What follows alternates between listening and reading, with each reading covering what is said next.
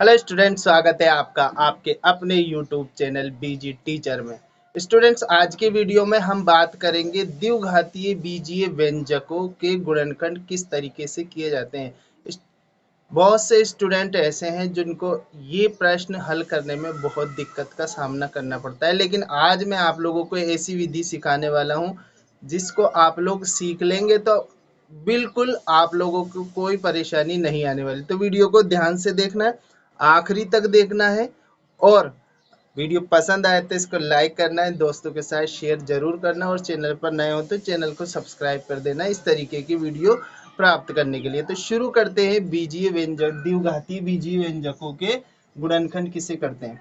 देखो, जो फॉर्मेट होता है बीजीय व्यंजकों का आप लोगों को मैं बता दूं, A X square plus B X plus C के रूप का होता है। ठीक है, यानी कि यहाँ पर एक्स स्क्वायर का गुणांक ए है, एक्स का गुणांक बी है, और ये अचर पद है। ठीक है, अब यहाँ पर आप लोगों को क्या करना है, आप लोगों के सामने मैंने दो प्रश्न लिए और दोनों प्रश्न अपने आप में अलग हैं। देखो, यहाँ पर दोनों प्रश्नों में प्लस का निशान है, जबकि यहाँ पर एक में प्लस है और एक में माइनस है। तो दोनों प्रश्नों को किस तरीके से हल करेंगे अगर आप लोगों के सामने ये प्रश्न आ जाते हैं तो देखो, यहाँ पर मेन चीज यहाँ पर होती है इसकी। ठीक है, हमें एक चर, कौन सा, केवल एक चर x square plus 5x plus 6 दे रखा है। पूरा जो व्यंजक है उसमें केवल एक्स एक्स आ रहा है। इधर की बात करें तो Y square minus 7y plus 12 है, यानी इसमें चर जो है वो y है। एक्स वाई जेड को हम क्या बोलते हैं, चर बोलते हैं। एक्स वाई जेड को हम क्या बोलते हैं, चर बोलते हैं। ठीक है, अब इसको हम हल कैसे करेंगे, यानी कि हमें ये पता है कि जो बीजीय व्यंजक होते हैं, अगर दो घात का बीजीय व्यंजक है तो उसके दो मान आएंगे, यानी कि दो हल आएंगे जिस पर ये जीरो हो जाएगा। ठीक है, तो दो घात होगी तो दो हल आएंगे। तो अब इसको हल कैसे करेंगे, सबसे पहले आप लोगों को क्या करना है, इसको नाम देना है फर्स्ट, इसको नाम देना है सेकंड, और इसको नाम देना है थर्ड। अब आप लोग क्या करेंगे, जो थर्ड है, थर्ड वाला जो पार्ट है वो है हमारे पास 6। कितना है थर्ड वाला पार्ट, थर्ड वाला पार्ट है हमारे पास 6, थर्ड वाला पार्ट है हमारे पास 6।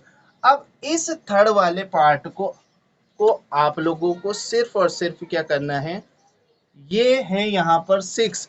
अब आप लोगों को ये देखना है कि 6 कौन कौन सी टेबल में आता है। तो देखो, 6 1 जा 6, 6 की टेबल में भी आता है।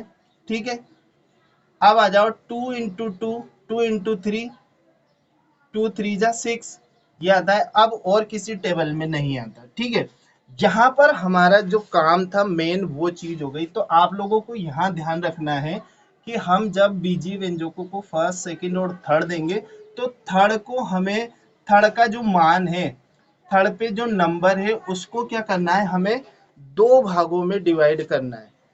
और डिवाइड करने का तरीका ये है कि उस नंबर या उस अंक को हम देखेंगे कौन कौन सी टेबल में आता है और कितनी बार पे आता है, तो उसको हम लिख लेंगे। अब हमें क्या प्राप्त हो गए, दो जोड़े प्राप्त हो गए। अब इन दो जोड़ों से हमें सेकंड वाला जो नंबर है, यानी कि केवल गुणांक लेना है। क्या लेना है, गुणांक 5। सेकंड नंबर पे क्या है, 5 है।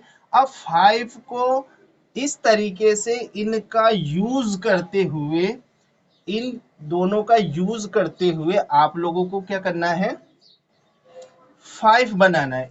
इनके यूज से 5 बनाना है।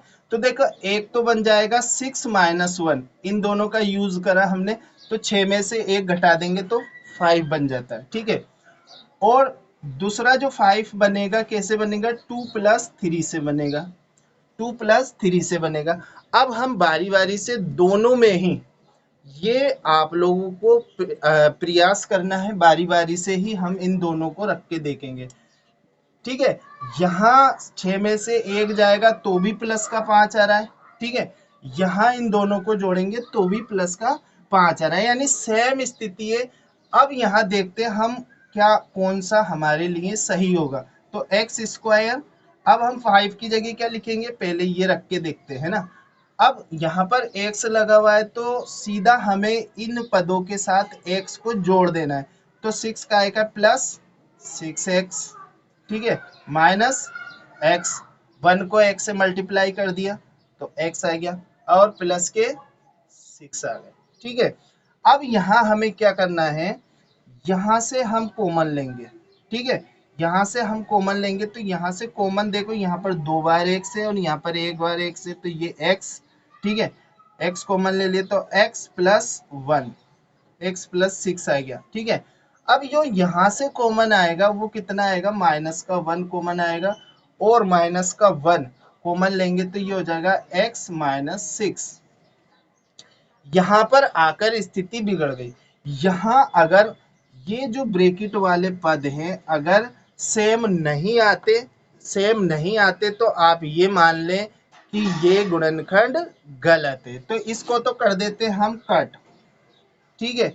अब अगला स्टेप वाला गुणनखंड लेते हैं और हम 5 की जगह लिखेंगे 2 प्लस 3, x से मल्टीप्लाई करते हुए तो यहाँ पर लिख देते हैं x square plus 2x plus 3x plus 6, ठीक है। हमने क्या करा, 2 और 3 के साथ x भी जोड़ दिए क्योंकि यहाँ 5 में क्या हो रहा है, x लगा हुआ है। अब हम दो दो के जोड़े बनाते हैं और यहाँ लेते हैं x कॉमन और ये हो गया x प्लस 2, ठीक है, x कॉमन ले लिया तो यहाँ 2 बार x है, यहाँ 1 बार x बच जाएगा और ये इसका x बाहर निकल जाएगा तो यहाँ पर हो गया केवल 2।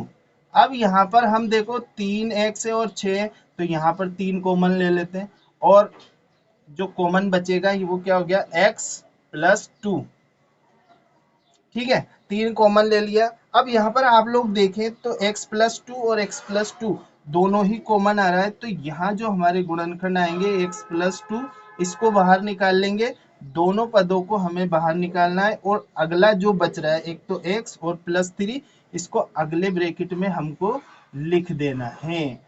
ये आपका बीजीय व्यंजक के आप लोगों ने गुणनखंड कर लिए। ये गुणनखंड हम तब करते, इस विधि का उपयोग तब करते जब ये परफेक्ट स्क्वायर नहीं होता, ठीक है। तो आशा है समझ में आया होगा आपको। अब अगर माइनस वाला चिन्ह आ जाए तो फिर हम कैसे करेंगे, तो माइनस वाले के लिए देखो यहाँ पर है Y square minus 7y plus 12, तो वही फर्स्ट सेकंड थर्ड देना है, ये फर्स्ट ये सेकंड और ये थर्ड। पहली स्टेप में हमें क्या करना है, जो थर्ड है, थर्ड नंबर पे जो पद है यानी कि 12 को हमें लिखना है कौन कौन सी टेबल में आता है, तो 12 वन जा 12, ठीक है, और आता है काय में 4 इंटू 3, ठीक है, और काय में आता है 6 इंटू 2 में, ठीक है।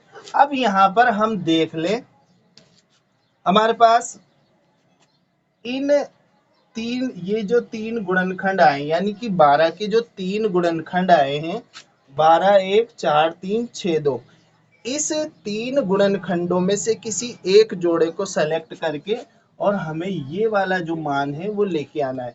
तो ये वाला मान लाने के लिए अगर हम इसको थोड़ा सा एडजस्ट करें, देखो 12 और 1 से तो किसी भी कंडीशन में 7 नहीं आ सकता, ठीक है, -7 को हमें लिखना है, -7 इनसे लेके आना है तो इस कंडीशन में किसी भी तरीके से नहीं आ सकता।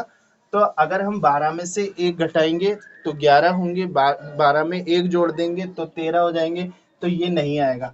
अब हमारे पास जो जोड़ा बचता है सेकंड नंबर का, ठीक है, सेकंड नंबर का है 4 और 3, 4 प्लस 3 करें अगर हम तो ये हो गया 7।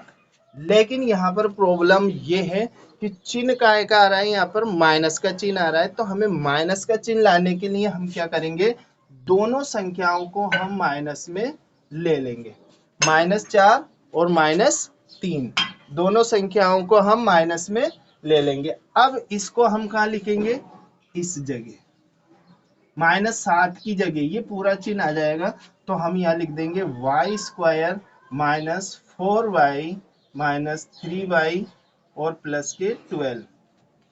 इस तरीके से y को आप लोगों को इनके साथ लगा देना है। तो हमारा जो आंसर आएगा, अब यहाँ से हम दो दो के जोड़े बनाएंगे और यहाँ से हम कॉमन निकाल देंगे y -4 और माइनस यहाँ से कॉमन लिया हमने 3, तो ये हो गया y माइनस, अब 3 कॉमन ले रहे तो यहाँ कितना बच गया 4। ठीक है, अब यहाँ से हम कॉमन निकालें तो ये हो गया y माइनस 4 कॉमन निकाला हमने, और अगला जो ब्रैकेट है उसमें बची हुई संख्याओं को लिख देंगे, तो y माइनस 3।